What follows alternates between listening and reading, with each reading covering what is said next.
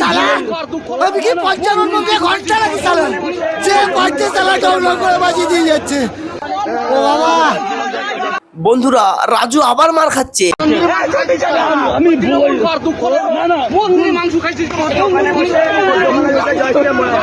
কিন্তু এক সেকেন্ড, রাজু কিন্তু একটা পোস্ট করেছিল যে তাকে কেউ মারেনি, কিচ্ছু করেনি। সেই পোস্টটা একটু দেখি তো।